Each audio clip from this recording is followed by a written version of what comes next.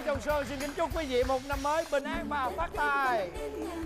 Hồng Vân Và Quốc Thuận xin chào mừng quý vị đã đến với chương trình Vợ chồng Sơn.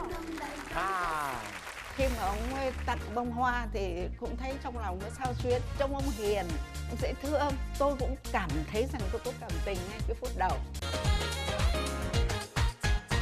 Đầu năm mới năm 2017, chương trình Vợ chồng Son. Đây là một chương trình được sự tài trợ của bột giặt nhiệt A3 sạch tinh tươm. Chắc chắn là cái số này sẽ có những cái điều rất là đặc biệt. Rất là đặc biệt là bởi vì đây là số đầu tiên phát sóng vào ngày mùng 2 Tết năm Đinh Dậu. Các cặp vợ chồng đến với chương trình Vợ chồng Son lần này cũng là những cặp vợ chồng son. Đúng vậy. Mà son ở đây không có nghĩa là các cặp vợ chồng mới lấy nhau 1-2 năm, mà là hai cặp vợ chồng đến với chương trình này là họ đã lấy nhau và ở với nhau trên 40 năm. Son không nào? Đó.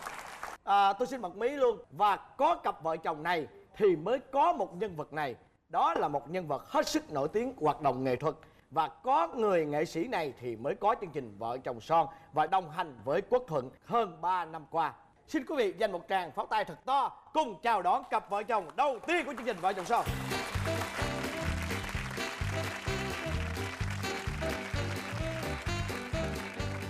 Kính thưa quý vị, chúng tôi xin hân hạnh giới thiệu quý vị bố mẹ của chị Hồng Vân.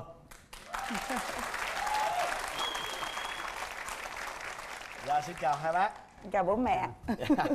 Xin chào. Phải nói là dẫn chương trình Vợ chồng Son đến nay là đã trên 3 năm rồi. Nhưng mà chắc có lẽ đây là lần đầu tiên mà Quốc Thuận hơi bị khớp. Nói chung là cũng hơi run run. Và tôi nghĩ rằng là cái người ngồi kế bên tôi chắc run phải không chị? Phải run chứ. Tại vì là đồng hành với bố mẹ từ hồi lúc nhỏ xíu. Nhưng mà chưa bao giờ có một cái sự gọi là ngồi đối diện để mà gọi là hỏi đáp như thế này. Dạ. Thành ra là Cứ để em hết đi. Đúng chứ rồi. giờ mình đi phỏng vấn ba mẹ mình cũng khó, đúng không? Xin mời quý vị dành một tràng pháo tay để mà khích lệ tinh thần cho hai bác. Bây giờ xin kính mời hai bác giới thiệu chút về mình. Dạ. Xin chào tất cả các bạn. Tôi là Đặng Thị Hồng Phương. Tôi sinh năm 1940. Là tôi lấy chồng cho đến năm nay ấy, là đã được 52 năm. Có nghĩa là hơn nửa thế kỷ. Tới bác trai. Tôi tên là Ngô Kế Sương, sinh năm 1938. Chúng tôi gặp nhau và đã thành cặp vợ chồng từ năm 1965. Dạ, kính thưa hai bác có thể kể cho con cũng như là quý vị khán giả câu chuyện tình của hai bác khi mà hai bác bắt đầu gặp nhau và có một cái mối tình cho đến bây giờ. Lần đầu tiên chúng tôi gặp nhau là năm 1960. Tôi vào năm thứ nhất đại học ở Moscow. Thì lúc đấy là ông Sương, tức là chồng tôi đấy, là đã sinh viên năm thứ 3. Chúng tôi gặp nhau rất là tình cờ. Một buổi sáng đi tập thể dục ở dưới sân trường thì gặp ông ấy cũng đi tập thể dục. Lúc đấy bố đẹp trai không mẹ? Bố rất đẹp trai. Thế con hỏi bác lúc đó bác gái đẹp gái không? Thì có lẽ là gặp nhiều người nhưng mà thấy bà này ưng hơn tất cả. Nhưng mà bố gặp bố có bị tiếng sét ái tình không? Bố gặp phát bố có ngất ngay luôn không? Khi đó ở ngoài vườn nó có nhiều bông hoa hồng, dám ngắt một bông tặng bà ấy. Wow. Khi mà ông ấy tặng bông hoa thì cũng thấy trong lòng nó xao xuyến, nghĩ là người này chắc là có cảm tình với mình cho nên mới tặng hoa. Thì lúc ấy là trông ông hiền, ông dễ thương. Tôi cũng cảm thấy rằng tôi có cảm tình ngay cái phút đầu. Thế là mẹ cũng nhìn bố là mẹ cũng bị tiếng sét luôn. Gọi là sét, thật là sét thì không, nhưng mà là có sét. Dạ.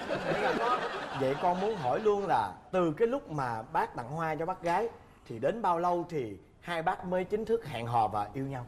Bây giờ lâu quá thì không nhớ được. Thế nhưng mà vẫn có thể mường tượng được rằng cả cái mùa đông đó tuyết nhiều nhưng mà hai người vẫn hẹn nhau đi chơi buổi tối. Bây giờ hỏi bố đi, bố nhớ cái kỷ niệm nào mà đẹp nhất lúc bố mẹ yêu nhau đi. Cuối năm 60 đó, thì ở trường hay tổ chức cái đêm hội. Ở trường nó có cái sảnh rất là lớn, sinh viên đều là đến đấy dự, xong đó thì nhảy. Đấy, thì lần đầu tiên lúc đó là mình mời bà ấy nhảy đầm, gọi là nhảy đầm. Đó. Thế thì bà ấy rất khoái tớ là nhảy van đấy bà ấy. Thì mình ôm mình nhảy rất là điệu nghệ. Đấy là cái kỷ niệm đầu tiên. Ủa nhưng mà con muốn hỏi là hai bác khi mà yêu nhau rồi là ở bên Nga suốt hay là Có người về nước rồi có người ở lại không? Nhưng bố về trước hay sao? Năm 62 thì bố đã về rồi. Trong cái thời gian đó là thư đi từ lại rất kinh khủng, gần như ngày nào phải viết. Thế cuối cùng là lấy nhau rồi. Hai ông bà rất là tin tưởng nhau. Ừ. Vậy thì bao lâu thì hai bác mới cưới nhau? Năm 65. Tôi sinh năm 1966 thì Nghĩa là một năm sau. bố mẹ tôi lấy nhau năm 1965. 65, 66 là có 66 bầu đẻ anh. ra tôi. Tức là cưới nhau 25 tháng 6 thì Hồng Vân đẻ 26 tháng 5. Vậy thì sau khi cưới nhau về thì có khó khăn gì với hai bác không ạ? Khó khăn chồng chất lên khó khăn. Nhưng mà tôi muốn kể đến một cái này. Cái hôm đó là vào buổi tối thì có báo động là máy bay địch là cách bao nhiêu cây số đó là phải tắt hết đèn đóm. Để tôi bế Hồng Vân tôi trượt chân là lăn từ trên gác trên mà xuống tầng 1 cứ lộn như thế này. Xong tôi chả thấy nó khóc gì cả, mà không thấy bụng đậy. Tôi nghĩ chắc nó tiêu rồi. Lúc ấy ông này không nhà, tôi mới gọi bác Thủy ơi, chắc là Hồng Vân nó bị sao rồi, chả thấy nó cựa quậy gì cả. Bác ấy mới lấy một cái thúng bác tre, mà xong bác mới cho cái đèn pin dọi, thế vẫn ngủ ngon lành ngay thôi. Ôi rồi lúc ấy là coi như mừng đến cái mức rồi hết nói luôn là con mình không làm sao, không xước, không chảy, không gì cả. Cô ấy ngủ ngon luôn. Ngủ ngon luôn. Mùng 2 Tết kể mấy chuyện này buồn lắm, nói chuyện gì vui vui đi. Thôi bây giờ mình trở lại cái chuẩn của chương trình Vợ Chồng Son đi. Mặc dù là hai bác là tiền bối của con, nhưng mà là khi đã tham gia chương trình này thì cũng phải tuân theo những cái luật của chương trình Vợ Chồng Son. Đó là đến cái giờ phút mà nói xấu nhau. Đây là cái phần mà khán giả rất thích đó bác. Coi như hết chiến tranh, hết không rồi. biết. Hết rồi, bắt đầu các cụ mà thực sự là về. Nội chiến hả? Vâng, Nội đấy, chiến. nội chiến á. Chắc có lẽ khi mà nhờ các quý cụ vị khán giả về cho chàng pháo tay đi. Chắc còn hỏi bác trai trước đi.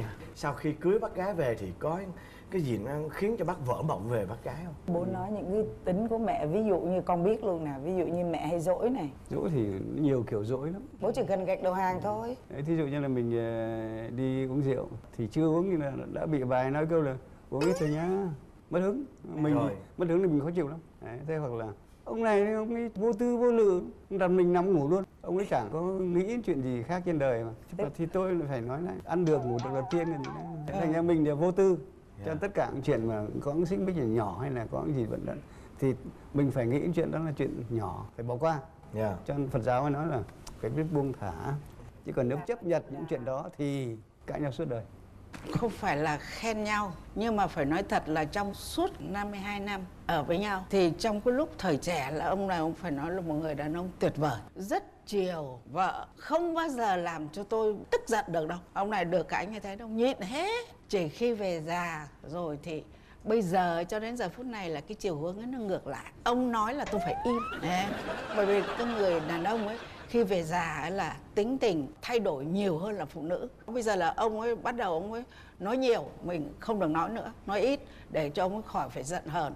Nhưng cái hồi trẻ thì ngược lại là tôi giận rất là dai. Ông mà làm cái điều gì tôi phản ý là tôi giận rất dai, tôi không bao giờ tôi nói trước, không bao giờ xin lỗi, mà ông phải xin lỗi, đến làm lành trước. Đấy là cái tính rất là tốt của ông này.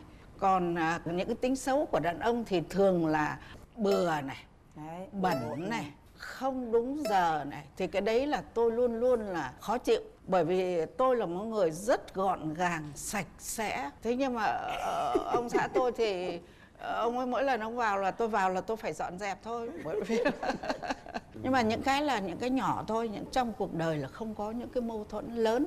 Vậy thì bây giờ con muốn hỏi là hai bác từng tuổi này thì hai bác vẫn còn giữ được cái sự lãng mạn, vẫn còn giữ được những cái tình cảm nồng nàn. Em hỏi thẳng luôn đó, Bây thì giờ các còn cụ ngủ còn chung ngủ giường chung không? giường không? Cứ hỏi vòng vòng. Bây giờ mới... Người lớn tuổi rồi thì cứ hỏi thẳng. Không phải thì mình phải hỏi từ từ Ông vào Vin mới này đó. thiệt. Đó. Bây giờ hai bác còn ngủ chung giường không?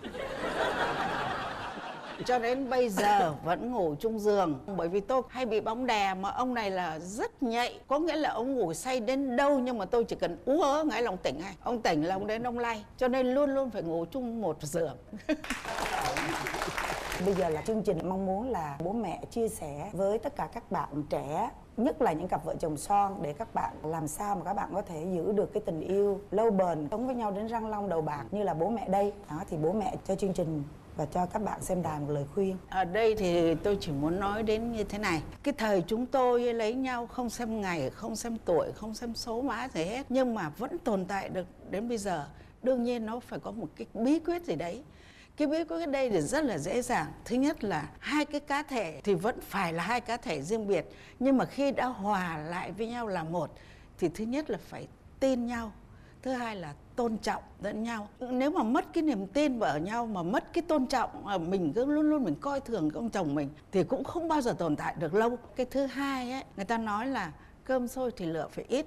Ông nói nhiều thì bà phải nói ít, mà ngược lại ông mà nói ít thì bà mới được nói nhiều. Tôi lấy ngay cái ví dụ của tôi đây, trong cái thời trai trẻ, tôi là luôn luôn giận ông nhưng không bao giờ ông giận lại tôi. Mà tôi thấy người đàn ông như thế là rất được. Thế còn cho đến bây giờ thì người đàn ông về già khó tính hơn, nói nhiều hơn, thì lúc ấy cái người phụ nữ lại phải lựa mà nói ít đi, thì cứ như thế là giữ được. Mà cho đến bây giờ mà nói là còn có cái tình yêu thắm thiết như là những đôi trẻ thì không có, nhưng nó đi vào một cái chiều sâu, mà một cái sự gọi là quen có nhau trong một gia đình. Lia thia quen chậu, vợ chồng quen hơi. Ví dụ đi đâu về một cái là câu đầu tiên ông phải hỏi bà đâu, hoặc là tôi về tôi cũng hỏi ông đâu. Nó là một cái thói quen rất bình thường, nhưng mà cũng là cái sự quan tâm lẫn nhau. Thì tôi nghĩ là các bạn trẻ bây giờ học những cái nó hơi khó, nhưng mà cố vượt qua những cái mà ví dụ như không đến cái nỗi mà phải chia tay nhau, nhưng mà các bạn cứ muốn là thôi rảnh đi chia tay xong. Đừng, hãy vượt qua cái khúc ấy đi, thì ở nhau được tồn tại được lâu dài. Thực ra là chia sẻ luôn với Thuận, với quý vị khán giả là tại sao mà Vân có thể có những cái lời khuyên nó rất là xác thực đối với các cặp vợ chồng son. Thì thực sự mà nói là cái kinh nghiệm mình cũng đâu nhiều, nhưng mà học tập kinh nghiệm từ bố mẹ rất là nhiều. Và thậm chí là bạn bè của bố mẹ nữa. Thì rất mong là qua những cái chương trình này thì các cặp vợ chồng chúng ta cố gắng làm sao mà chúng ta ở được với nhau càng lâu càng tốt. Trước tiên là con xin cảm ơn hai bác, và xin chúc cho hai bác một năm mới thật nhiều sức khỏe và giữ mãi cái ngọn lửa hạnh phúc như thế này. Xin cảm ơn hai bác. Cảm ơn bố mẹ. Tôi nhìn thấy ông ấy tôi bảo thấy cái ông này là lớn rồi.